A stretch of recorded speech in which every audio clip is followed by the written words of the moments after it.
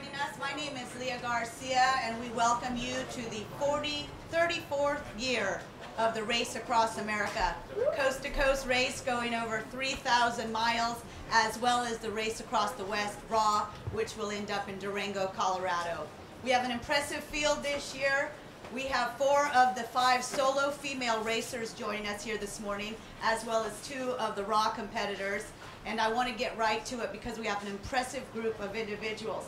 Shu Pillinger is going to be the first one. She is a British national double Ironman champion. It's her 2nd year running for the RAAM race. Congratulations to you last year, and let's get started this year. We're going to keep going. Shauna Hogan. Shauna Hogan, if you look her up on the internet, the first thing that comes up is cycling legend. It's great to have her here. This is her 10th RAAM. Isabel Pulver has crewed 2 times, and she is a rookie racer, but no rookie to the art of endurance, and we're going to learn more about her. She's also brought a gentleman named Dorian who will be helping her with some interpretation. Her English is fine. Welcome, Isabel. Thank you very much. Moving on, Eva Hansen is doing the RAAM race this year. She's from Denmark, and this is her first experience with the event. So we look forward to hearing more about what brought you here and how that all works together. Kathy Roche Wallace is joining us, and this woman has a great history as well. She is the current 50-plus solo RAAM record holder, 12 days, 15 hours, and 59 minutes. And then Carol Pope is also going to be competing in the RAAM event, so we're just going to flow down the list and find out a little bit more about what brings these women here and what their goals are for the year. But Shu, since you are to my left, I'm going to have you grab that microphone there and tell us what last year you did to motivate you and what your goals are for 2015. Okay, I don't know how many people know what happened last year, first off. So I got to 2,150 miles in Effingham, Illinois, and I decided to take a little nap on the bike and left the road. And on returning to the road, I managed to flip my bike and break my collarbone. So up until that point, I was pretty motivated to get to the finish. And this year, that is my ultimate goal. I need to get past Effingham, Illinois first. And there'll be a little celebration at that patch on the road, and then I'm hoping to see the finish line in Annapolis.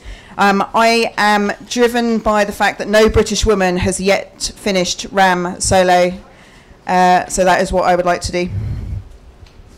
Prior to the press conference, you and I were speaking about how long you'd been here in the States training and the challenges. So share with us a little bit about your preparation before this year's event.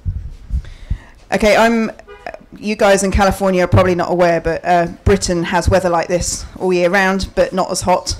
It's pretty gloomy and wet and rainy, so us Europeans like to try and come over a little bit earlier to get used to some of the heat.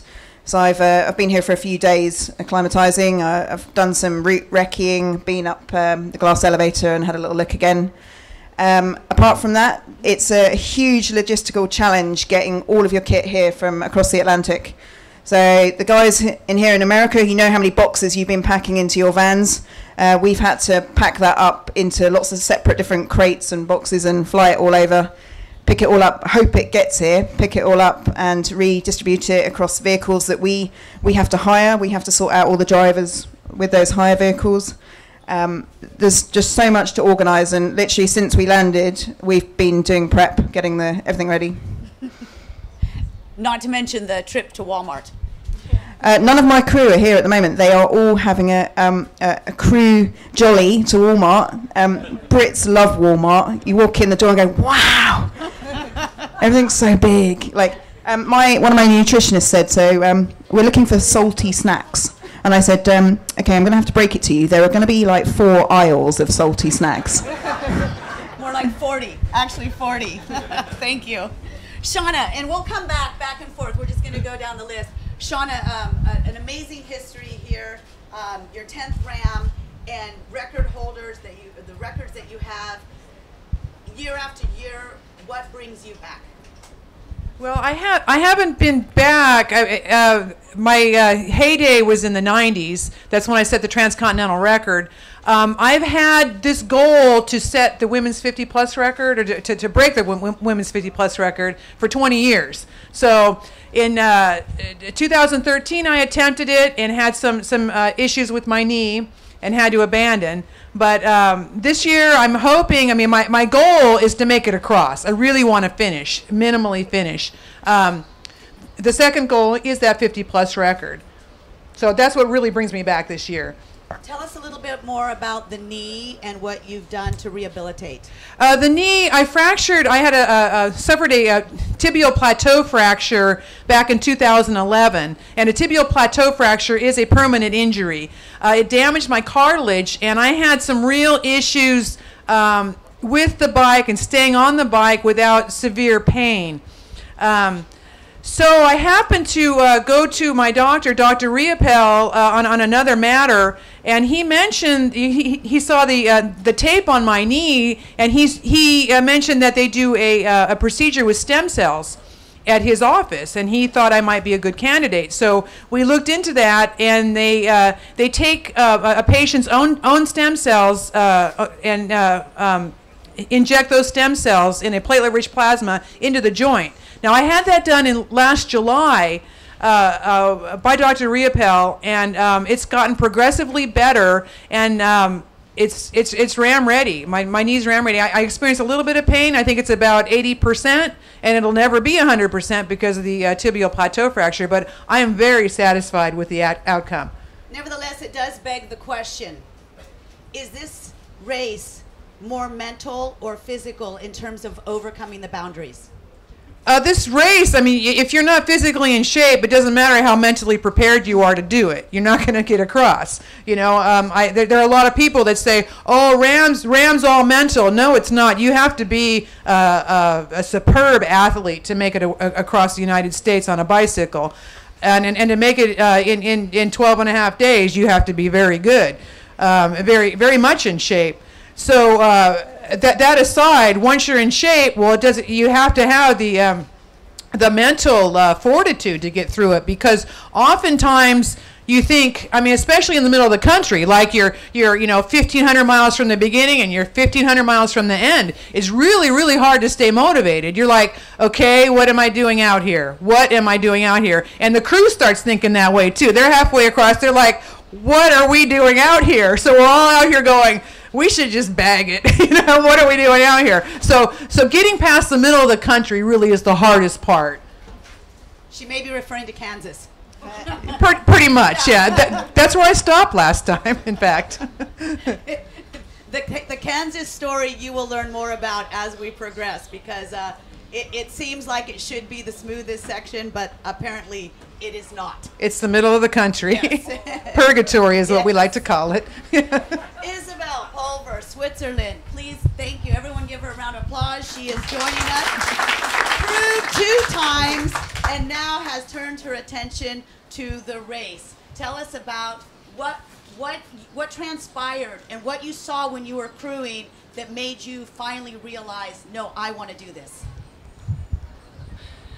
The first time as I was here in the crew, we weren't that lucky and we didn't get till to Annapolis, so we had to give up on the road. And for me was the question, what really does it need to finish a RAAM, and what happens that you have to give up? And to feel the difference, to see the difference, I couldn't find an answer for it, so I just have to figure it out and try it for myself. When you saw the shortcoming, what did you see that you might be able to do differently? What do you want to do differently in your race, preparation or during the event? Tell us a little bit more about your strategy and your motivation there. I think it's sure a big part the preparation, the training in front, and also the mental side of it. To be ready also in the head to really go on, even if you come to the point, what the hell I'm doing out here. Very good. We'll come back in just one moment.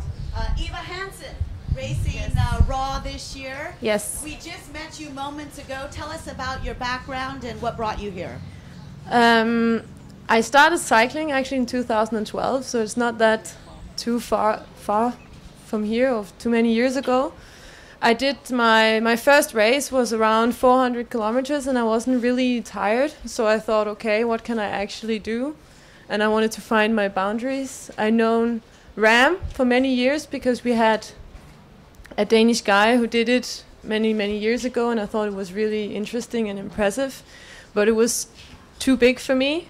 So I read about the RAW and I thought, okay, that's my challenge. How old are you? I'm 27. 27 years old. And who is working with you for the crew? Who do you have here? I have, right here, I have my boyfriend's little brother.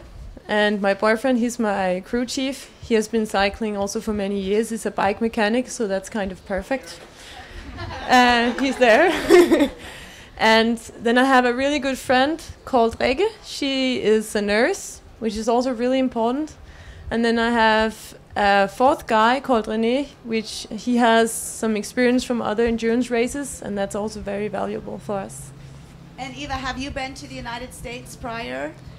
I came here on the 31 of May, traveled around, saw some things, that was nice, and then we went into the desert to get into the heat. And we came to Oceanside on the 10th.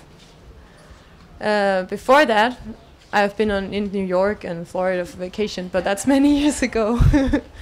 It'll be fun to go see parts of the United States, though, I would imagine, Yes. and ended up in Durango. Yes, the nature here is really impressive. Oh, very much. Yes. Very much. Kathy Roche-Wallace, sitting next to Eva here, is she is a, I'm going to say PBR fan for those of you who are bull riding fans. Love PBR. Thought we'd mention that because we had a little bond there for a moment. Yes. As I mentioned, she has the record right now, and it sounds like we just had a tiny throwdown with the current record and the record that is destined or desired to be broken.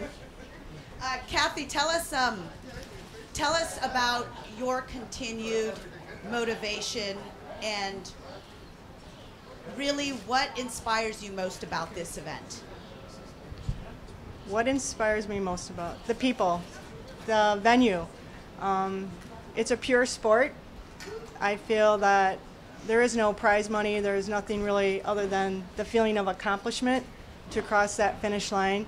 I value the crews that it takes to support the riders, the people that help support it, the officials, the volunteers. So it's a family to me of people coming together to accomplish something that's really out of the ordinary. So you bring a group of ordinary people together to do something extraordinary is pretty powerful. So I don't know, I just feel being a part of that is pretty motivating to me. I don't know, I just like that part. The press release had said that you are here to take care of some unfinished business. What would that be? Well, Dex kind of started it with his book. When I tried to make a crossing in 2013 and was not able to get across, so that feeling of being so close and yet so far away, setting a goal and not quite getting there.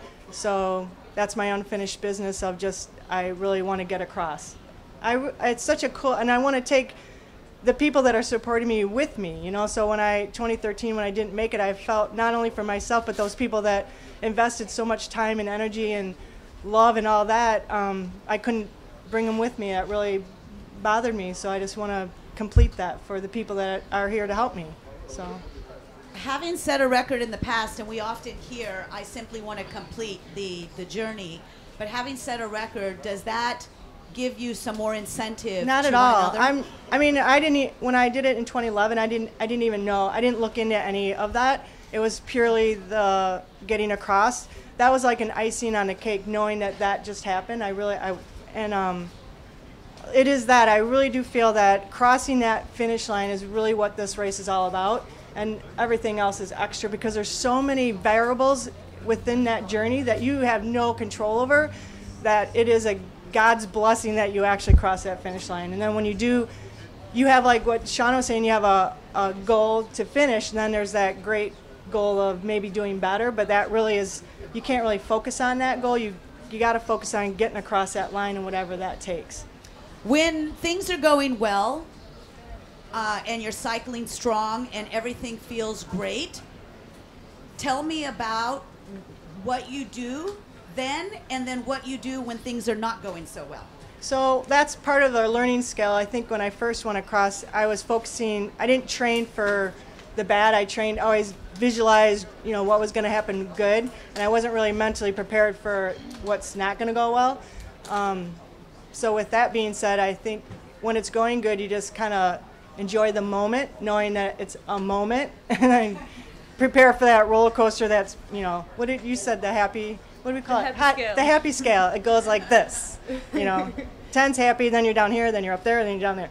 So it's actually you can enjoy that moment, but you got to prepare for that's coming down here, and that down there is that's what's not going to get you across. This stuff up here, yeah, great, but that's what's not going to help you. So it's being able to prepare yourself mentally to get through that stuff.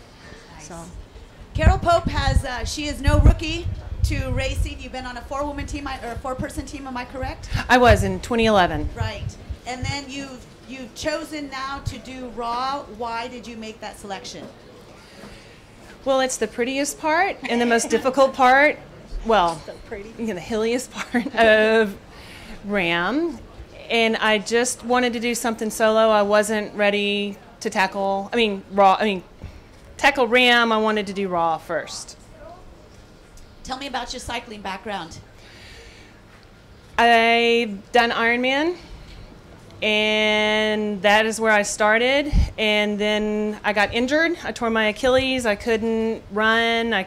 Only thing I could do was ride my bike. And when I was recovering, and that's how the whole RAAM thing started, I talked to a friend, and she said, I want to do RAAM. We got it together, and then I just love cycling. It stuck. Any aspirations for your finish in RAW? I want to finish. Yeah. And then whatever else happens, happens. Great. What do you do when you're not on a bike? I have 2 children, one in college, one will be a senior in high school. I live on a ranch in Texas. you have a horse? We have lots of horses and goats and some cows, and it pretty much takes up a lot of time. I'm living the stereotypical Texas life in a little bitty town in West Texas. And what does that little bitty town think of you in Lycra racing in RAW? That I'm nuts, and they totally do not get it at all. But they know to look out for me on the road. Yes, so on a long ride, it's great. I can go 300 miles and pass 5 cars, and I know them all. So it's great. We should all thank you for training the truck drivers, too. Yes. Thank you very much for that. It's well needed. Yes. Durango, Colorado, when you pull into that town, describe the atmosphere there. Well, I hope we can stay awake to drink a beer because it's going to be much needed. Good, good. All right, ladies, I want you to impart, if you can, and please just jump in. There comes a point in a career where you transition from a casual athlete to taking it professionally, and by all means, what you're doing here is a professional endeavor. What transpires? And what makes that move for you? Anybody have any feedback on that turning point in life where you say, I'm dedicating my time, my energy, my resources to this goal? Here you go. Thank you. So when I decided to do the RAW, I had been dreaming for a while, and then I thought, okay, when I'm 70, sitting in my sofa or my couch thinking, oh man, I should have done this. That would be such a shame if I didn't do it. I would not forgive myself. And that's the turning point for my RAW adventure. Nice. Anyone else?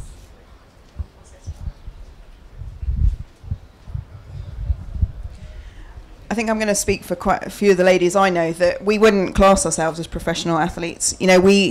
We are all just ordinary girls. I work. I don't have a family to bring up, but I have a full-time job. I have other commitments outside of this, and actually for me, it's making sure that I fit as much as possible into my life.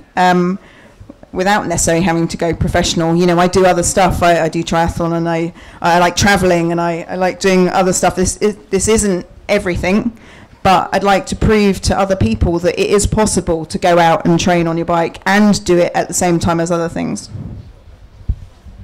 I agree. Yeah, I agree. The normal person, doing extraordinary things. We're all just normal. Yeah. She was just saying it was a normal person doing extraordinary things, and I think Kathy hit it too, and I feel that way too. And being old now, I'm 56 years old, and so I have to personally have to adjust to being older, you know. So I'm not 27, you know. I'm not, you know. I have to adjust my thinking and not have the expectations I used to have as a 35-year-old. And what motivates me is just thinking about life in general, and that I'm 50 years old. Well, I don't want to live 30 years of my life being old. So that motivates me, you know. If I live to be 80 years old, well, I'm 50 something now, right? I don't want to spend those 30 years getting old. So to have goals, to have something to work toward keeps your body and your mind young. And I encourage any older people out there to get out there and keep doing it, because your life is so short. You know, life is just so short, and we realize how short it is the older we get. Well said. Yes. Yeah. And, well, I'm going to say this on a microphone. Oh, I can't wait. So I can't believe I'm going to say this on a microphone, but I turned 50 in December, and it's the first time I've said it out loud in front of people. And I get so tired of people telling me that I'm too old to be doing the things that I do. We're just getting started. There's too much left to do. And, you know, I'm just a mom. I live in the middle of nowhere, and geographical location and age should not stop you from doing anything that you want to do. That's basically the point I want to prove. Well said. Carol, let's start with you, and I want to actually come down during, or each one of you, I'm guessing, may have a motto or some inspiration or a phrase or something that you use throughout the day to keep reminding you. Do you have one? And if you do, please share it, and we'll go down the list. Well, I might not be able to say it. Has it got the F word in it? It might have the F word in it, but you know, She said we couldn't say I that. won't say it. Okay. The other is just relentless forward motion during this thing. Just keep moving forward. Doesn't matter how fast, how slow you're going, as long as you're moving forward. Kathy? This year, mine is stay on top of your pedals. It's my dad. My dad just passed away, and he was a huge support, and that was something that it kind of encouraged me. So that was it. Mine is be positive, be strong, because I can't be positive, or I can't be strong if I'm not positive. Mine is pain is temporary, glory forever. Keep going. Going is faster than stopping. Like Kathy, my dad passed away 4 weeks before last year's RAAM, and something he used to say was no such word as can't, and that's my motto. Very nice. It's important to know that, not just as the racer, but the crew members. And do you set any boundaries? Do any of you set any boundaries or have kind of guidelines for the crew in terms of the way you want to be treated or would like the communication back and forth? And can you share, because I think the dynamic that's very interesting to many people is how the crew meshes with the racer and the two of them working together. So if you've got any feedback on your crew captain and how that interaction plays out. Last year's race, we made a point of all agreeing that we really wanted to finish as friends. I think several other racers have suggested this before. And my crew and I really worked hard to make sure that happened. And we were certainly enjoying the finishing party in Annapolis, even though we didn't even cross the finish line. This year's party is going to be awesome.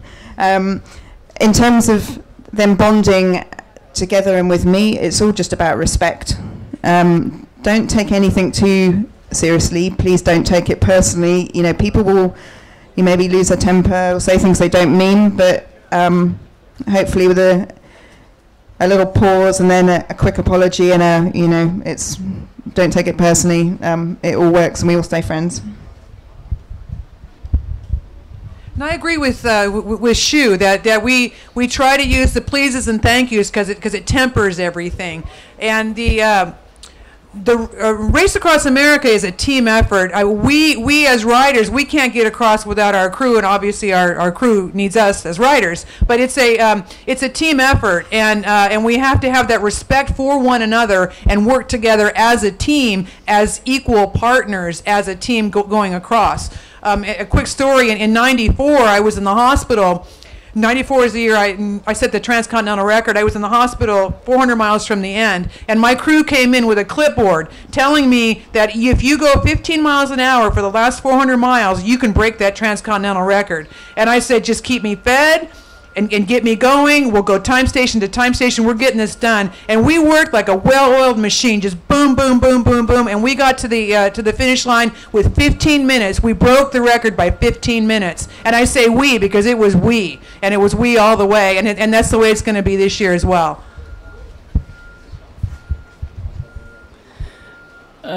It's sure so that the racer needs the crew and the crew needs the racer to get to the finish line. For me and the crew, it's important that we just get together to the finish line. And I don't want to be the racer and they are the crew. I want to have one big family and all on the same level. Each one has his own job. I have my job on the bike, and he has his job for the mechanics things, and I have the other people with their job. But the important thing is that we are all one family, all together, and go just together over the states. Let me ask quickly: when you were crewing, what do you think that you did well as a crew member that you want also shared with you? I was in the crew as the physical therapist, and I tried to be there for the racer then when he was needing me, and I tried to be not there when we needed another person. And that's the thing. I guess it's very difficult for the crew to feel it. Which person I need now? Is it the guy, the driver, or is it the team chief, or is it whoever? And that's the part to get together, to feel each other. What is the thing that we can go on, that we belong together and we stay in a family and don't take it personally when it comes something. Oh, sorry, not you. I need somebody else. So for my crew and me, our team, we don't have a lot of experience, of course. But of course we are working to be a team, and I really agree with what you all said. But for how I want my crew to act to me, I know that when I get really tired, I can't take any decisions. So they just have to say, eat, sleep, go. Otherwise, if they want me to take a decision, I will be like, I don't know. I don't know. What was the question? No, I'm kidding. The crew, for me, learning a little bit. Anyway, there's a basic level of self-care that the crew needs to learn right away. On the base level is that they got to take care of themselves in order to be functional as part of the team. That is a balance between that self-caring part and then being the team player and knowing, one, what your role is, and then being able to fulfill that, but also fill in the gaps when your other teammates are struggling. So it's the pure essence of what it is to be on a team. Once again, the crew is everything, and then for me personally, I respect them and love them so much for doing what they're doing. I couldn't do it without them, so it's that, I guess, what I share with them is that.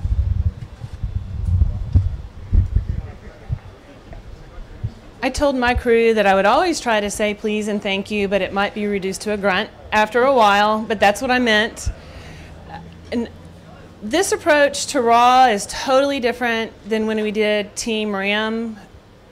We had a really big 15-person crew, very big fluffy machine, and I thought we had a lot of extra weight.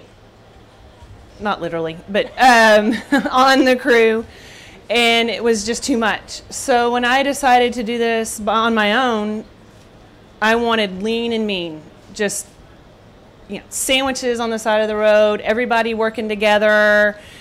We can't do it without each other, and everybody supporting each other. And we're gonna have some issues, but let's just get it out of our system and be done with it. And then we'll all have a beer in Durango. Back to the moderate theme. Folks, we are going to wrap this up, but what I want from all of you is a big round of applause for the solo racers, majority of the women's field.